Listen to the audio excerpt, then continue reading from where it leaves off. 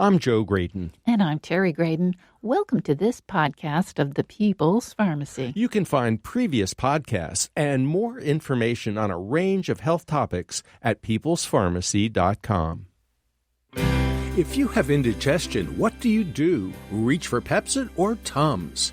When should you see the doctor? This is the People's Pharmacy with Terry and Joe Graydon.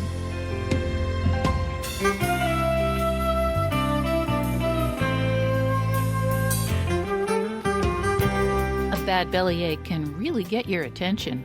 When should you seek medical attention? Everybody over 50 needs to be screened for colon cancer. What's the best method? Colonoscopy or something else like Cologuard? What are the pros and cons? Which digestive tract symptoms are alarming and which can you manage at home? What are the most common problems and which ones are most serious? Find out what to do. Coming up on the People's Pharmacy, your calls and questions about digestive tract distress.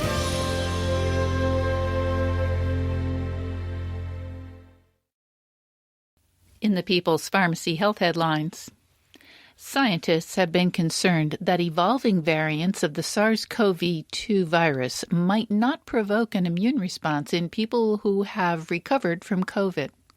Two new studies indicate, however, that so far immune response from antibodies and T cells are able to counteract the variants. One group of scientists found that most antibodies from convalescent plasma are aimed at the receptor binding domain on the virus spike protein. Some of the variants already have ways to escape one type of antibody, but none have developed a way to evade all three classes. Scientists at the National Institute of Allergy and Infectious Diseases reported this week that convalescent T cells, an important part of the immune system, respond appropriately to variants such as B.1.1.7, originally identified in Great Britain, and B.1.351, originally found in South Africa. Last week, we reported on two research letters in the New England Journal of Medicine. Healthcare workers in Southern California and Israeli hospital workers had dramatically lower rates of COVID-19 infections following vaccination. This week, the CDC reports that healthcare personnel, first responders like EMTs, and other essential workers got 90% protection 2 weeks after vaccination. The epidemiologists conclude that the mRNA COVID-19 vaccines are effective for preventing SARS-CoV-2 infections in real-world conditions. Many people assume that once they're fully vaccinated, they're completely protected against COVID-19 infection. A report from the state of Washington reminds us that 95% effective is not perfect. The state has vaccinated more than 1 million citizens. Out of those, over 100 people have tested positive for SARS-CoV-2. 8 patients have been hospitalized and 2 died. That is a tiny fraction of the total vaccinated, but it serves as a reminder that masks, distance, and hand hygiene are still important until herd immunity has been achieved and case counts drop dramatically. Salt restriction remains controversial. Most people find it hard to lower their sodium intake to levels recommended by the American Heart Association. Perhaps it's time to focus more attention on increasing potassium intake by using salt substitutes. That's the conclusion of 2 studies from different parts of the world. In the U.S., scientists used data from the National Health and Nutrition Examination Survey to model sodium intake. They found that replacing table salt with a potassium chloride salt substitute could lower sodium intake to around 3,000 milligrams a day. Using a salt substitute did not lead to excessive potassium intake. So, could the substitution of potassium chloride for sodium chloride make a difference? Researchers in India recruited 500 people with high blood pressure and provided them with either ordinary salt, sodium chloride, or potassium chloride salt substitute for home use. After 3 months, those using the salt substitute had lowered their systolic blood pressure by 4.6 points. Participants said the substitute tasted like salt. This appears to be a low-cost and effective intervention. Some people can't tolerate the taste of potassium chloride, however, so this kind of salt substitution won't work for everyone. Those taking ACE inhibitors or ARBs for hypertension must avoid extra potassium. Metformin is a medication derived from French lilac. Researchers discovered that this herb could lower blood sugar in animals in the 1920s. The drug metformin was introduced in France in the 1950s. Today, it's the most prescribed diabetes drug in the world. There is intriguing evidence that metformin may have anti-cancer, immunoregulatory, and anti-aging activity. A new study by researchers at the University of North Carolina at Chapel Hill suggests that metformin may slow replication of HIV in T cells. This discovery may offer new insights into ways to treat HIV/AIDS. And that's the health news from the People's Pharmacy this week.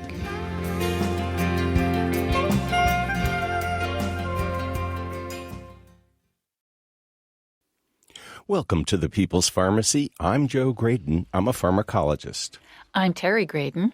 I'm a medical anthropologist. Have you ever had a bad bellyache? What did you do about it? Diagnosing the cause of your own abdominal pain is a risky business, but you can't go to the emergency department every time your stomach hurts.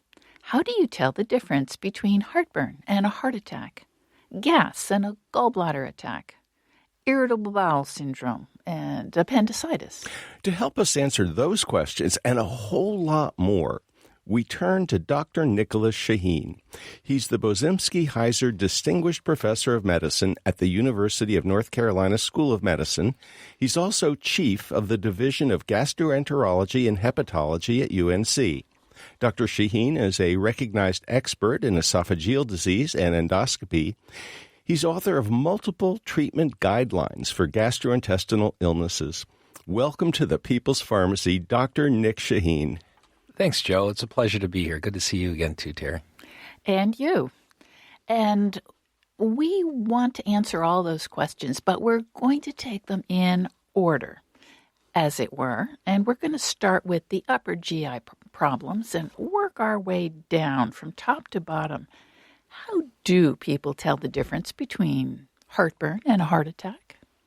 It's a terrific question, and it's not a trivial thing. I've had people come to see me in my clinic for care for their heartburn, and not to be overly dramatic, but even people have coronary events while waiting in the GI clinic. It happens because these are commonly confused symptoms that are hard to parse out. And in fact, atypical presentations of coronary disease commonly include GI symptoms. So, like heartburn.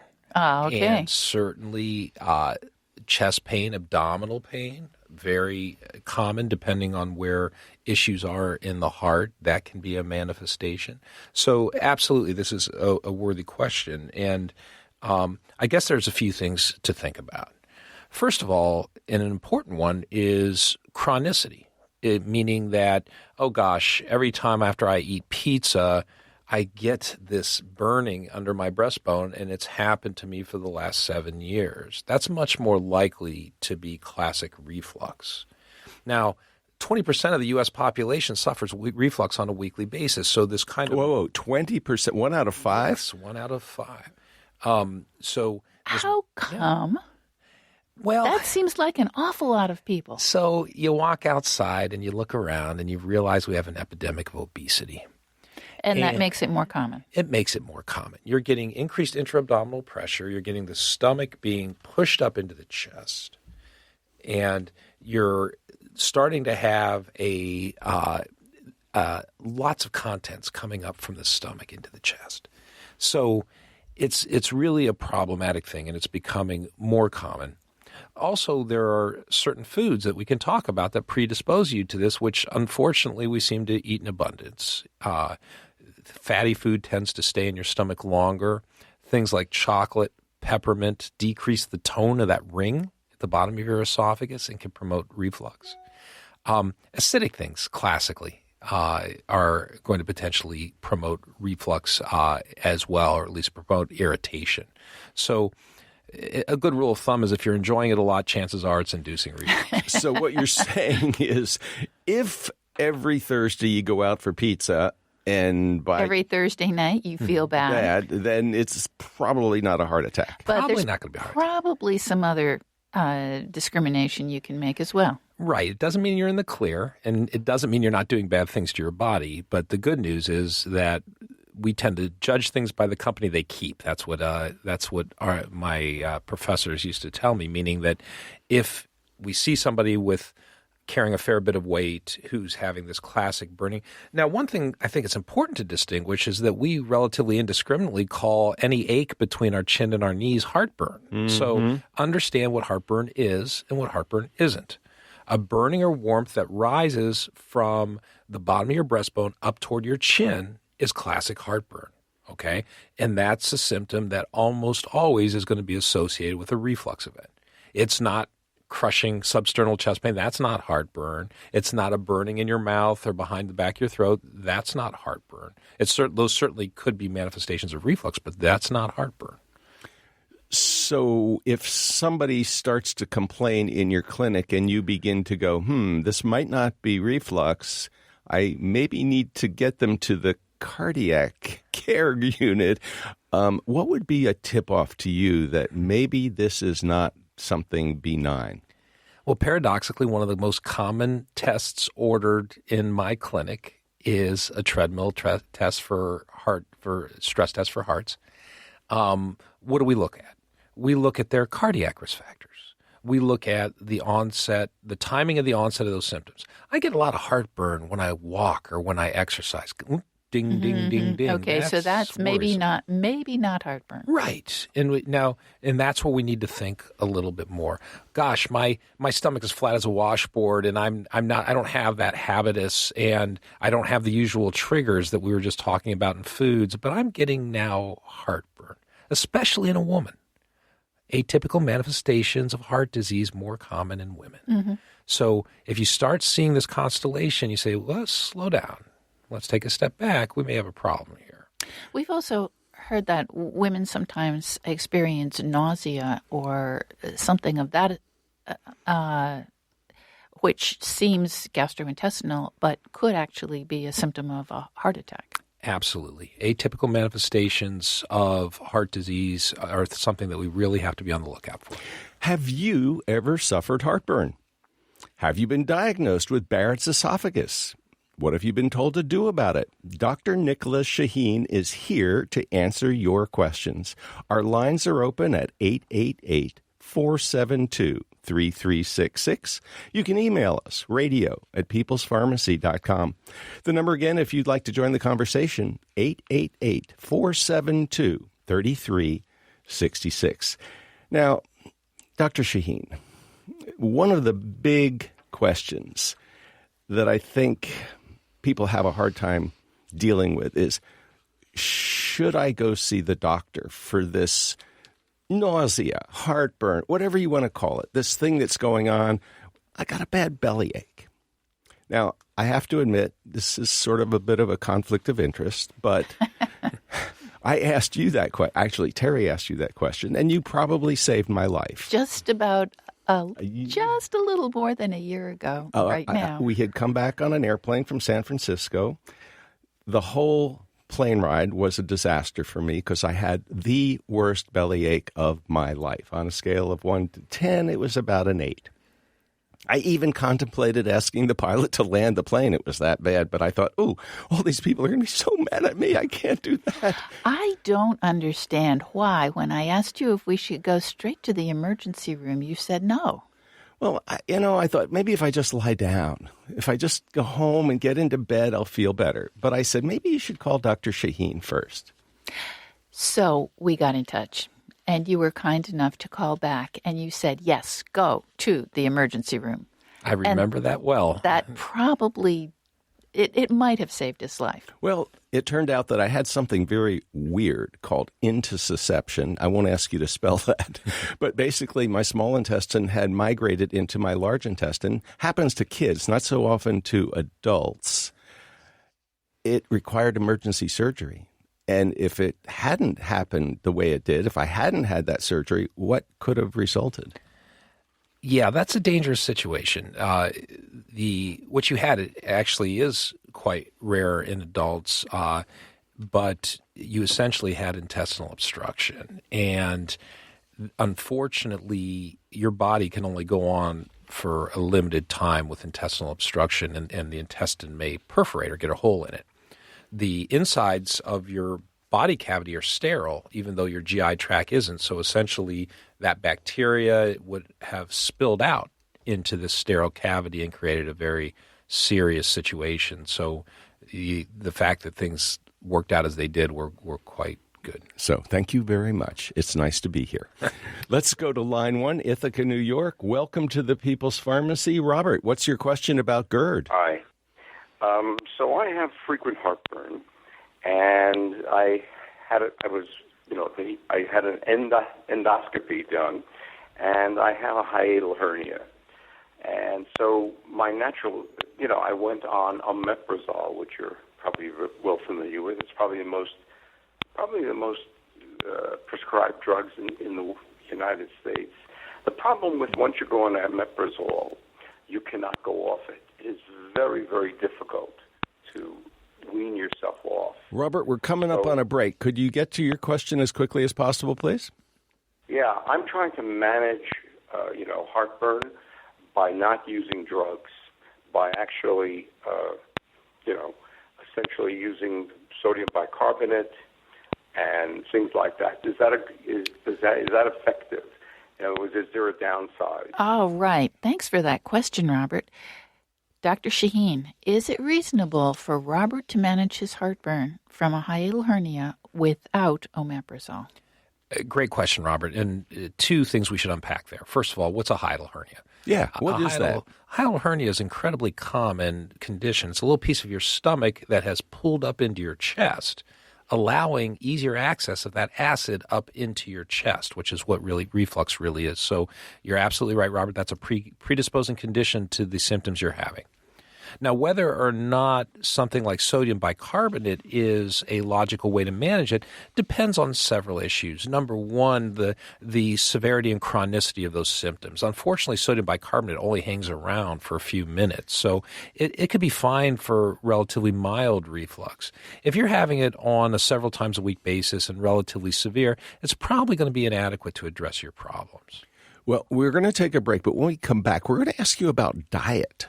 Because there is some research that suggests a low-carb diet may be beneficial against reflux. After the break, we'll take more of your calls and hear your stories about digestive distress. Just how do you tell the difference between gas and a bad gallbladder attack? Give us a call and share your thoughts and stories about your gastrointestinal misadventures. Our lines are open at 888-472-3366. If the lines are full, email us, radio@peoplespharmacy.com.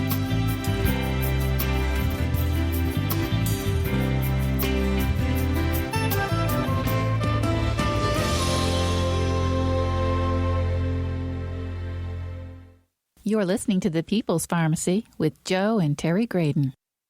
The People's Pharmacy podcast is sponsored in part by Kaya Biotics. KAYA Biotics offers the first probiotics which are both certified organic and hypoallergenic. All probiotics are produced in Germany under laboratory conditions with high-quality ingredients and under strict regulatory oversight. The 3 available formulas are created for very specific purposes, such as strengthening the immune system, fighting yeast infections, and helping with weight loss. To learn more about Kaya Biotics probiotics and the important topic of gut health, you can visit their website, KayaBiotics.com. That's KAYA Biotics.com. Use the discount code PEOPLE for $10 off your first purchase.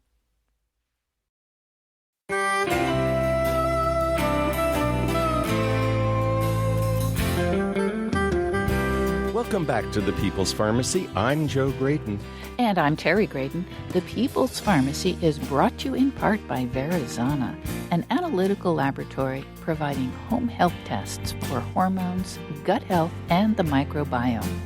Online at verisana.com. And by CocaVia, maker of high-potency cocoflavanol supplements that support cognitive and cardiovascular health. More information at CocaVia, that's CocoaVia.com. Today, we're learning what to do about digestive distress. Our guest is Dr. Nicholas Shaheen, the Bozimsky-Heiser Distinguished Professor of Medicine at the University of North Carolina School of Medicine and Chief of the Division of Gastroenterology and Hepatology at UNC. We invite you to join the conversation. Have you had trouble with your gallbladder? Have you had stomach ulcers or been treated for Helicobacter pylori? Our lines are open at 888-472-3366. Email us, radio@peoplespharmacy.com. We're at People's Pharmacy on Twitter. And we go to Dallas, Texas. Joshua, welcome to the People's Pharmacy. Your question. Hello. My question is, what are the dangers of taking heartburn medication such as Prilosec in the long-term sense, not necessarily over just a couple of days, but maybe over a couple of years? Thanks for that, Joshua.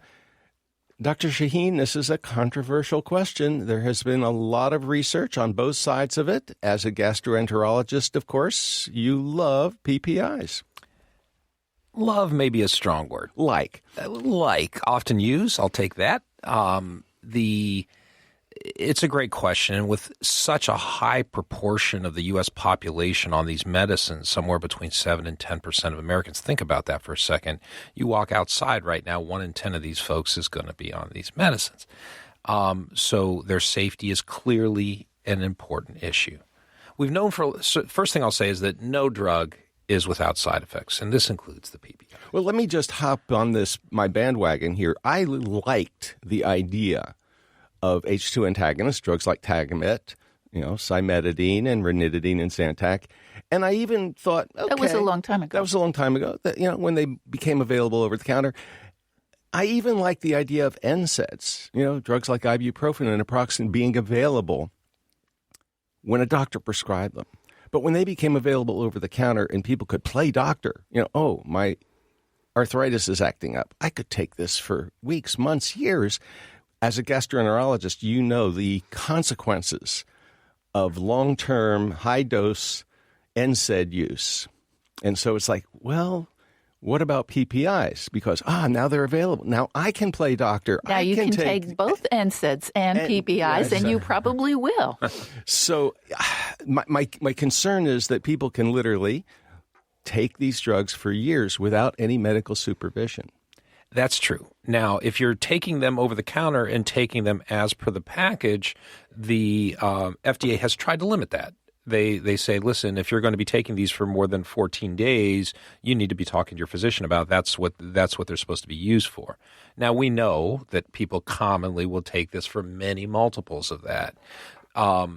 The drugs, when they first came out, I remember this like it was yesterday. Because they're very, very active in terms of suppressing acid, this is going to mess up basic biology. There's going to be some big problems with these drugs. And they initially came with what's called a black box warning, meaning, gosh, we don't know what this really does, but it can't be good for that long, to do this for a long time, to suppress the normal production of acid for that long. With time and over the years, these drugs, as you know, have now been available or used, at least in certain parts of the world, for in excess of 30 years. We have gained a lot of experience with it. Certain things are reliable side effects of these drugs. People can develop diarrhea, for instance. Some people develop abdominal pain to these drugs. Those are clearly what we call class effects. All of those drugs have done that. More recently, there's been this litany of hundreds, literally, of different problems that have been putatively associated with these drugs. Such as? You name it. Coronary artery disease, literally tooth decay. Kidney problems. Kidney problems for sure. C. diff infection, a bacterial infection of the colon. Community-acquired pneumonia. The list is literally as long as my arm. some of these may be true. What your listeners need to know about them is this. The associations are just that. They're associations. There aren't data to show causality. And the associations are actually relatively weak. They're usually database studies with usually very marginally increased risks. So the short answer is if you really need to be on these medicines and a doctor has told you to be on these medicines for a good indication, it's highly likely that the benefits to you outweigh the risks. Now, I promised we were going to talk about diet and GERD. Let's talk about diet and GERD. Everybody wants to know what should I avoid to avoid GERD. And there are a couple things I'll tell you. It's not just the food stuffs, it's the time of day you eat them. Oh. America has become the Barca Lounger society, right? We watch way too much TV, we eat, and then we lay flat or recumbent or recline. It's a very, very common thing. Not a good idea. Not a good idea. You want gravity to help you when you have reflux. So you want to be taking your postprandial walk. Thank you. Yes, you want to be doing something that moves things through your GI tract. Ingesting a big high-fat meal and laying on the couch and watching what's on tonight is a recipe for reflux. It's even worse if what you happen to eat was high in fats, if you took alcohol with it, because that reduces the tone of the ring at the bottom of the esophagus. If you had certainly spicy type things that are going to be potentially irritating to the inner lining of the esophagus. Certain acidic foods like tomato sauces, orange juice, and the like will also promote this. So unfortunately, a lot of what we really enjoy is not so good for us. And the carb story, because there was a study, and I think you might have even participated in it, that suggested cutting back on carbs might make a difference. Yeah, we had this observation that our folks that went on Atkins diets, and I'm not promoting any certain diet here beyond the healthy diet, but folks who did go on Atkins diets had a remarkable and almost immediate decrease in their GERD symptoms. Even before they lost weight. Even before they lost weight. And I said, gosh, isn't that interesting? Because we're always looking, for better ways to counsel our patients. So we did a study, and indeed we found out that these patients actually do have an improvement. Now, we still haven't wrapped our hands around what that really means and what's really important in that diet that's or not in that diet, perhaps, that's making that difference. But yeah, it's an interesting observation, isn't it? Let's go back to the phones, Terry. Yes, we're going to talk to Ephraim in Pittsboro, North Carolina. Ephraim, welcome to the People's Pharmacy. Your question. Thank you. Hi, y'all. I'm 84. I have been on omeprazole and every other thing. Once upon a time, I lived on nothing but Maalox. Now I take Gaviscon. I'm trying to wean myself off of omeprazole. I don't know how I can do that. If I stop, I immediately start to GERD and so on. And so I'm just wondering, I maintain a very good diet. I live healthy. I'm lacking exercise, but everything else I do. Is there some way I can find a way to get off? I find myself hiccuping a lot if I try to stop taking the drug. Okay, we're going to ask Dr. Shaheen. Dr. Shaheen, getting off omeprazole. It's not as easy as just stopping. No, because there's this thing called rebound hyperacidity.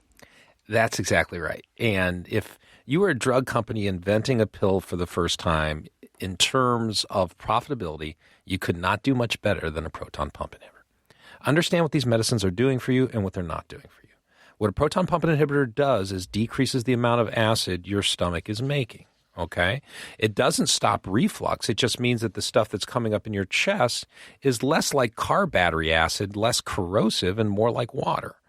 So your reflux is still occurring despite the proton pump inhibitor. Now imagine that you want to get off. Well, two nasty things happen simultaneously. The first is the stomach lining, which has been suppressed for all this time and wanting to do its primary job in life, which is make acid, all of a sudden is free to the tyranny of the drug. And it's going to make acid. And it actually not only makes acid, it makes acid in abundance. It actually overshoots the amount of acid that you need, the so-called phenomenon of hypersecretion. So you're worse off than when you started. Now, the good news about that is this. That hypersecretion goes down over about 3 days. So if you can tolerate kind of getting through that period where your body is re-equilibrating, you're going to do better. The bad news is that you haven't changed the basic problem. These drugs decrease the acid secretion, so you can expect reliably, unless you've made other changes, i.e. lost weight, i.e. changed your diet, getting more exercise, the other things that we know will help reflux, you can pretty reliably expect those symptoms to come back. Maybe a week, maybe a month, but they're going to come back. Now, there's one other little piece to this, and it's the anatomy that you love. It's called the lower esophageal sphincter. It's that little, what do you want to call it, flap? It's right. Muscular, and it keeps stuff, or it's supposed to, where it belongs, down in the stomach and not back in your food tube, the esophagus. There are some drugs that relax. You said alcohol does it, but Ambien, Zolpidem, a sleeping pill can do it. Diazepam, Valium can do it. And we've heard that sildenafil, Viagra, and maybe some of the other Viagra-like drugs can do it. So if somebody is experiencing heartburn after Viagra, maybe they need to plan ahead. Well, hopefully it was worthwhile. Let's definitely hope so. So you're absolutely right. This is an amazing little piece of anatomy, and it's a really smart little muscular band. And the idea behind this is that it's supposed to relax to let the food go down and then tighten up immediately afterward and actually become even tighter right after you've eaten to keep reflux from coming up. And it actually does a remarkably good job of it. But you're right. It can decrease in its tone from all of the entities that you just mentioned, the pharmacologic entities, as well as couple others that your listeners should know about. Beta blockers, calcium channel blockers, a lot of things that people take for their hearts are also going to decrease tone. Nitroglycerin. Yeah, so people should know about that. While we're still on the topic of reflux and what makes it more common, let's go back to the phones. Rich in Tampa, welcome to the People's Pharmacy. Your question. Thank you. I suffered from heartburn for many years, and I was a heavy smoker for many years. I quit smoking 13 years ago, and in doing so, it was almost simultaneous that the heartburn also disappeared. And I was just wondering if there was any connection with that. Well, first of all, Rich, congratulations on quitting smoking. It's the probably number one thing you can do for your health next to good food and exercise. What about this idea of smoking and reflux?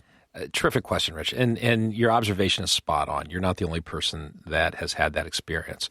We talk a lot about keeping that reflux out of your chest, which is really important. A lot of the entities we talk about. What we haven't talked about is how good your esophageal lining is at protecting itself. And what you've done by stopping smoking is you've made your barrier more effective. It turns out that the contents of the stuff you're swallowing when you're smoking is very offensive to the inner lining of your esophagus as well, and predisposes it to damage when the acid has come up. So your tissues are healthier now, and even if you're having acid come up, you're more likely not to be bothered by that or to have inflammation from that. There's a constant war going on in your esophagus, and you've just helped the good guys because you've actually made the lining more resistant to inflammation. 888-472-3366 is the number to call if you'd like to join our conversation with Dr. Nick Shaheen. He's here for your questions. You can also email us, radio@peoplespharmacy.com. And we have an email from Mary. She says, my husband was recently diagnosed with eosinophilic esophagitis. It causes throat restriction and a host of other symptoms. The treatment is stretching the esophagus and playing hit and miss with avoiding foods and daily medication. Apparently, the doctor said it's really almost impossible to figure out what allergy is causing the reaction. My husband has had both blood and skin test allergy testing done. The results contradicted each other. The doctor prescribed 80 milligrams of a PPI, we don't know which one, for the rest of his life. Eosinophilic esophagitis. What is it? How common? And what do you do about it? Big word, Terry. Sounds scary. Oh, yeah. But actually becoming more and more common all the time, and for reasons that aren't entirely clear to us. So let's talk real briefly about what it is. What it is it's an allergic reaction of the inner lining of the esophagus. And as your listener indicates, it can be to multiple different, we generally think foodstuffs, but other environmental issues as well, with time can cause narrowing of the esophagus. One thing that's not quite correct there is that there are more treatments than just stretching the esophagus. In fact, the primary treatment we use for this is having the patient drink a steroid solution that coats the inside of the esophagus to decrease inflammation, and that's highly effective. This is not going to kill your husband, Mary. It's not going to shorten his life. It is something that he needs to take care of. The general way of this is that after folks do get a stretching and get on the appropriate medication, they eat very well. But this is becoming more and more common. It's clearly there's something in our environment. And it's kind of new. Not that it's new, but it's just that there's a lot more of it today than there was 20 years ago. That's right, Joe. And we're not really sure why. Part of it, at least, is us not being smart enough 20 years ago. When I look down at people's esophagus and see what today is obvious EOE to me, it wasn't so obvious back then. You see what your mind sees, not what your eye sees. Let me ask you about another condition that's kind of unusual, but maybe a little more common than people realize. There's a drug called lisinopril. It belongs to a category called ACE inhibitors, the number one most prescribed drug in this country for high blood pressure, and maybe the number one drug, period. There's this side effect associated with lisinopril, besides the cough that people often complain about: swollen lips, swollen tongue, and swollen throat, to the point where it's an emergency. They have to get to the emergency department immediately or else they can't breathe. But it can also happen, this thing called angioedema in the digestive tract, abdominal angioedema, and that can lead to blockage. Can you tell us about that and how hard it is to diagnose? Incredibly hard to diagnose. So what this is a swelling of the intestines, which can lead to pain and rarely even to obstruction, the situation we were talking about before. When you get started on one of these drugs, any drug that ends in a pril, you're at some risk of having this reaction, this angioedema. Almost always it presents as kind of the swelling of the lips and mouth, perhaps some difficulty breathing. That's a common thing that ER doctors will all recognize. What you're talking about is a much rarer thing. So first of all, if you've been on this for 10 years, you don't have to have a lot of trepidation about this. The likelihood that you're going to get this is small. On the other hand, if you've newly started one of these drugs and you're starting to get some of these symptoms that you never had before, abdominal Such pain, as? So abdominal pain, changes in bowel habits, perhaps diarrhea, it's worth mentioning, because that may be what's going on. Significant pain. That is a absolutely. big part Abdominal of it. pain is one of the most common ones. So it doesn't happen a ton, but bad if it happens, and something that you should know about, that, in fact, doctors are not as good as recognizing as we should be. Well, it's almost time for our break. We're going to move down the digestive tract after the break and talk about gas and appendicitis, floating poop, and colonoscopies. Pain on the left side or the right side? What are the different causes? Does pain on the right mean appendicitis? What other symptoms should you be alert for? Our lines are open, 888-472-3366. Dr. Shaheen is standing by for your questions. Email us, radio@peoplespharmacy.com.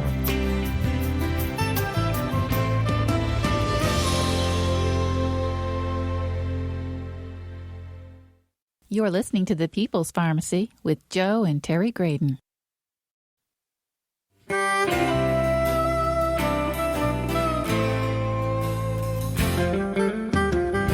Welcome back to The People's Pharmacy. I'm Joe Graydon. And I'm Terry Graydon. The People's Pharmacy is brought to you in part by CocoVia, offering plant-based nutrients in the form of cocoflavanols for brain and heart health. Online at cocovia.com. And by Kaya Biotics, probiotic products made in Germany from certified organic ingredients. Kaya Biotics.com. We're talking today about the digestive tract. In this segment, we're going to focus mostly on the lower part, things like colitis, appendicitis, colonoscopy, hemorrhoids, diverticulitis, floating poop, and gas. Our guest is Dr. Nicholas Shaheen. That's Shaheen. He's the Bozimsky-Heiser Distinguished Professor of Medicine at the University of North Carolina School of Medicine and Chief of the Division of Gastroenterology and Hepatology at UNC. Dr. Shaheen is a recognized expert in esophageal diseases and endoscopy.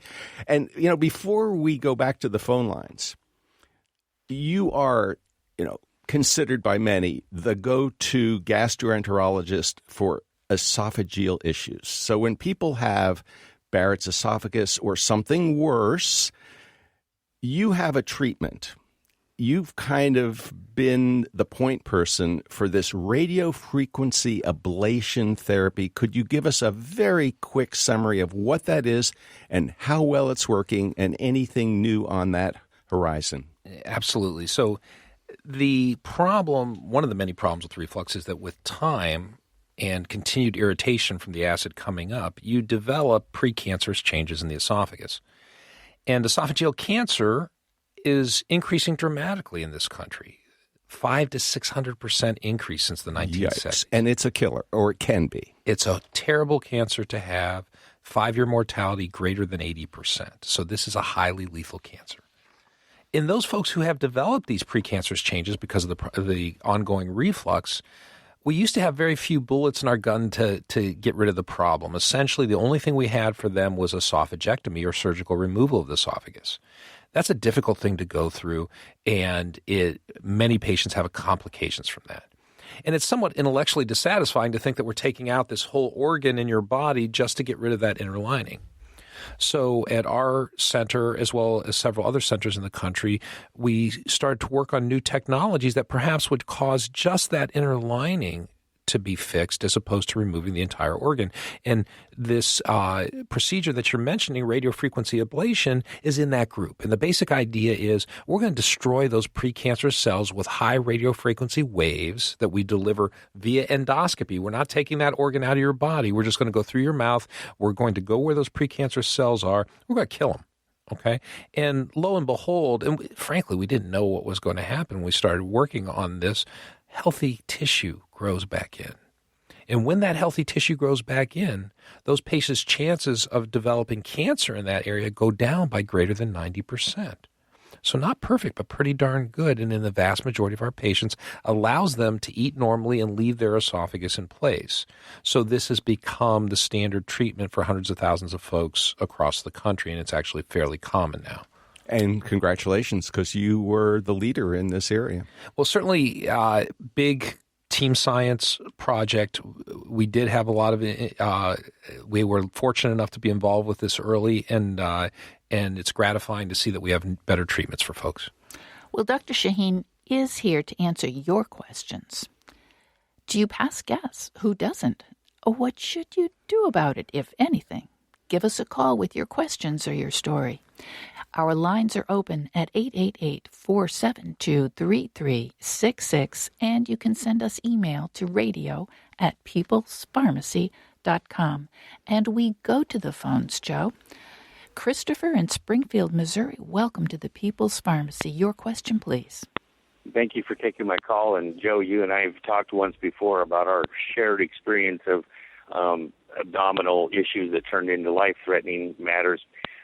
My question is, or comment to start with, I had colitis and had gone to the emergency room thinking I had colitis, and it turned out I had acute appendicitis, which ended up rupturing, and they had to take that as well as part of my colon out. Yikes. And after that, I had to have my gallbladder taken out as well.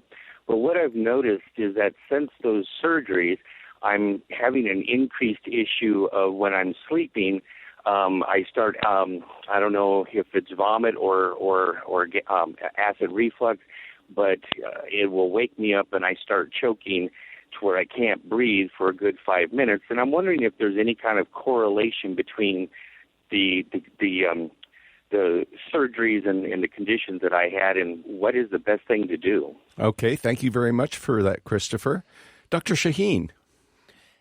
So, Christopher, you may be experiencing what we call nocturnal reflux. And all it means is essentially that at night you're especially prone to have these symptoms because you're laying flat, you're getting somewhat of a relaxation of that ring that we've been talking about. Your esophagus is not quite as good at pushing things back down into the stomach as it is during the day.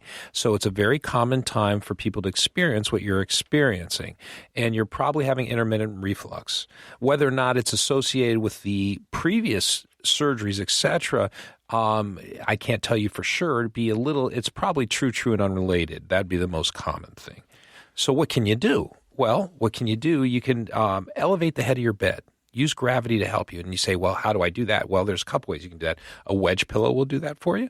You could also, if it's low tech, but it works, you can put a couple of bricks under the head of your bed, so under those legs at the head of your bed to tilt your bed. If you do that, you're going to keep things in the stomach more, and you're going to have less of those events that wake you up at night. There's also pharmacological interventions. You certainly can be prescribed medicine. You probably want to talk to your doctor about that. Now, Dr. Shaheen, Christopher mentioned appendicitis, and appendicitis definitely is a big deal. How do you tell if your belly pain is appendicitis? Right. Common cause of belly pain, and one that you don't want to ignore, because what happened to Christopher, unfortunately, is a potential common complication if you do ignore it too long. The appendix, you've heard of people saying, I had a burst appendix. Mm-hmm. Well, that is essentially true. If this thing can rupture in your abdomen. What is the appendix? Yeah. The appendix is a little hook-like organ that hangs off the end of your colon that is mostly immunologic tissue. It's mostly lymphoid tissue. And it's got a little hole that travels in the middle of it. It's got what we call a lumen that can become obstructed. Usually with a little ball of stool or something like that. Fluids build up behind that obstruction, can become infected, causing the appendix to swell.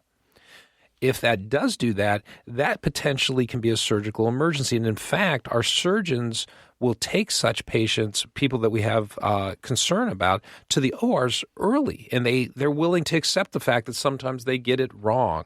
They got it wrong in my son. I was still happy that they took him to the OR because the potential complications of not getting a hot appendix out in a timely fashion are pretty catastrophic. Now, we've been told for years that it's like a vestigial organ. In other words, it doesn't do anything. And now more recently we're being told, but no, wait. Actually, it might have a function. You could still get by without it, but it may very well have a function. Absolutely. And it's like most things. If you wait long enough, the pendulum will swing back the other way. So it is clear that you can live without it. People do fine without it. And if it needs to come out, it needs to come out. On the other hand, the best amount of surgery to have, unless you absolutely need it, is no surgery. So certainly this idea that if you're in there anyway, just yank the thing out so it won't cause any problems, that probably is becoming a bit passé. The idea that it might be a reservoir for bacteria that you need, it's kind of a reboot for the colon? Right. And it may be, and hopefully we'll get a chance to talk a little bit more about this issue, the microbiome, later. We're running out of time. We're going to have to start pedaling. Terry, what you got? Well, I have a question from somebody in Beaufort, South Carolina, who says, doing yard cleanup after Hurricane Dorian, I became overheated and developed lower abdominal cramps. Before long, I was in the bathroom with vomiting and diarrhea. No fun. Is this a common heat response? So, vomiting, diarrhea, when do you need to seek medical care? Absolutely. These can be manifestations of overheating. Your GI tract is very susceptible to that. So certainly in the context with which it's described, I wouldn't be a bit surprised if essentially this is a heat reaction. Your system is very commonly that's an issue. It's also true that there's a wide variety of normal when it comes to things like bowel movements, and it's not unusual to have isolated loose bowel movements. For instance, I had diarrhea yesterday, but I'm okay today. And that's something that's probably okay to ignore. Left, right. Yeah. I mean, and we have to start moving because we're almost out of time. But how would you know if you had appendicitis? As for example, is the pain on the right? Is the pain on the left? Are there some? I have to say, I think that is not as helpful when you are actually experiencing the pain, as I thought it would be. I did have appendicitis about, 10 years ago, almost. Where was your initial pain, Terry? Right around my belly button. Thank you. That's what I was hoping you would say, because that's actually right. So this is what you need to know about the pain that comes with appendicitis. If it localizes, what you hear classically is it's in the lower part of your right abdomen, because that's where the appendix is. Yeah, that's what I'd always heard. And I said, no, this can't be appendicitis. No, we don't need to go to the emergency room. It can't be appendicitis. It's a bellyache. It's right around my belly button. I'll get better in a little while. Your observation is actually correct. Except I was wrong about not going to the emergency room. Yeah, that was bad. But the fact that the pain was what we call periumbilical around the belly button is actually very common. Before the pancreas gets completely inflamed and is irritating the lining down on the right side, it swells and it expands. And any expanding tissue in your abdomen is going to manifest as pain around your belly button. Now, you said the pancreas, but you meant the appendix. Oh, I'm sorry. Yeah, the appendix. So it's blocked. It's expanding, and it's going to transfer that pain to around the umbilicus. So that is an early warning sign. In fact, once it localizes the right lower quadrant, you ain't got that much time left. You need to hightail it in. You better move fast. Right. We are running out of time. Speaking of time. We have to talk about colonoscopy. We would be irresponsible to do a GI show and not talk about colonoscopy. What is it? Who needs it? How often? And are there alternatives? Thank you, Terry. The message for today, if there's a message I can leave your listeners with, is get screened with colon cancer. We'll talk about the various methods, but I don't want to leave here today. A third of eligible Americans are not screened for this preventable cancer. So you can use stool cards. We're going to talk about Cologuard. You can use colonoscopy. I'm relatively agnostic, but don't die of a preventable cancer. So let's start with something easy. FIT. So this is an immunological test of the stool. It's essentially a test that's done on the stool to assess for blood in the stool. Fecal immunochemical test. Exactly. And it's a simple idea. All we're looking for is traces of blood in the stool that might indicate that there's a growth in the colon. How good is it? It's good. So I'm going to make a plug later for colonoscopy because it's quite good at visualizing the inner lining of the colon. But FIT is good. And if that's what you and your primary care doc have chosen to do, FIT saves lives. And you need a prescription? Your primary care doc will give you appropriate timing for that and give you direction. And all you need is a stool sample. All you need is a stool sample. Okay, we see the commercials for Cologuard all the time. It looks so simple. And this one is also a stool sample, isn't it? It's also a stool sample. It's somewhat more sophisticated because in addition for looking, having the immunotest in it, which it does, it also looks for DNA in the stool that may be suggestive of a colonic growth. So it's a little bit more accurate than the FIT alone. And it, too, is a stool test. It also needs to be repeated on intervals that your primary care doctor will direct. And it also is a very worthy thing to think about. So, first step, if either of those tests, the FIT or the Cologuard, come up positive, now you need to make an appointment. Right. So colonoscopy could be a primary screening measure, meaning that once every 10 years you get looked at to make sure that you don't have polyps, or it can be done in follow-up to either of the tests that we just discussed. But don't ignore getting tested. Absolutely not. And that's the message for today. There are people whose lives are being saved. You don't die of this cancer. There's so many things in life you can't control. This is a way to reduce your risk of this cancer. And the colonoscopy procedure actually, the colonoscopist is able to remove any polyp that he or she finds. And consequently, this is one of the ways in which it's actually a preventive measure, as it were, right? Not just a detective measure. Okay, exactly. Tara, we need to run through these calls, but we can't take them. So we're going to interpret for Chris in Ithaca, New York, ulcerative colitis. What can Chris do besides Humira? So ulcerative colitis is one of a group of diseases that are called inflammatory bowel diseases. These are chronic diseases of the bowel that are immunologically mediated, meaning that your own immune system is essentially causing inflammation in the bowels in concert to this thing we were talking about before, the microbiome. Humira is a very common treatment for these diseases, but far from the only treatment. There are very simple treatments, for instance, sulfasalazine, which is a treatment that's been around This goes longer. back to when I was in graduate school. But it turns out it's effective. And cheap. And cheap. So there are other options if either Humira is not working or if the caller is worried about being on it chronically. Talk to your doc. You have other options. There are multiple effective treatments for this disease.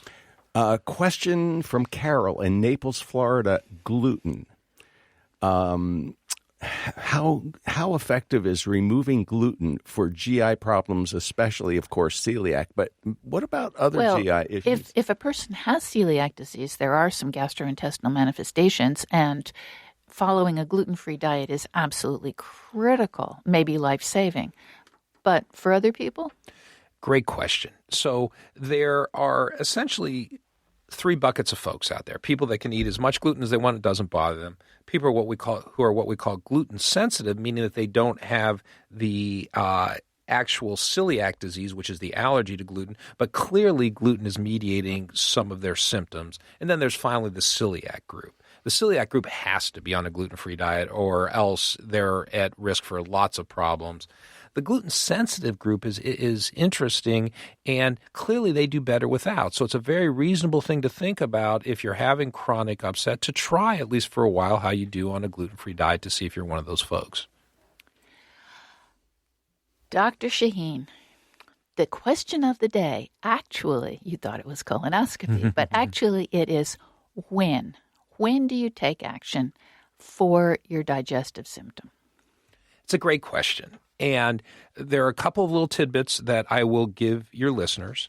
If you have what's called a warning symptom, meaning if you're experiencing weight loss, if you're experiencing dysphagia or difficulty swallowing, if you're experiencing odynophagia, which is pain on swallowing, you need to let your doc know about that. These are so-called alarm symptoms that should mandate early investigation. Chronic complaints like, oh gosh, I've got diarrhea again. I've had this for 15 years after I eat X. That's probably something that, you might want to bring it up with your PCP, does not mandate a emergency or urgent. And you might not want to eat X. That would be good advice. And if you have really bad pain, you better go see your doctor. That's all the time we have today. Thanks so much for listening and for calling in your stories. Thanks to our guest, Dr. Nicholas Shaheen, the Bozimsky-Heiser Distinguished Professor of Medicine at the University of North Carolina School of Medicine and Chief of the Division of Gastroenterology and Hepatology at UNC.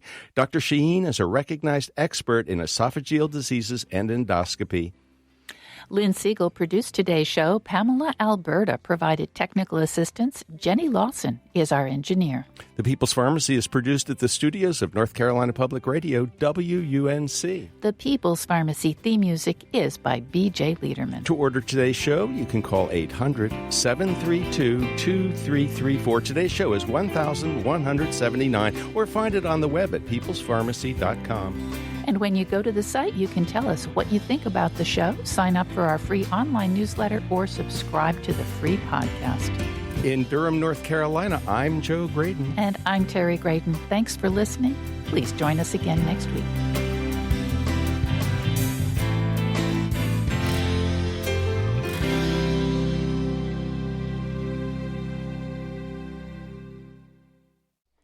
Thank you for listening to the People's Pharmacy Podcast. It's an honor and a pleasure to bring you our award-winning program week in and week out. But producing and distributing this show as a free podcast takes time and costs money. If you like what we do and you'd like to help us continue to produce high-quality, independent healthcare journalism, please consider chipping in. All you have to do is go to peoplespharmacy.com/donate. Whether it's just one time or a monthly donation, you can be part of the team that makes this show possible. Thank you for your continued loyalty and support. We couldn't make our show without you.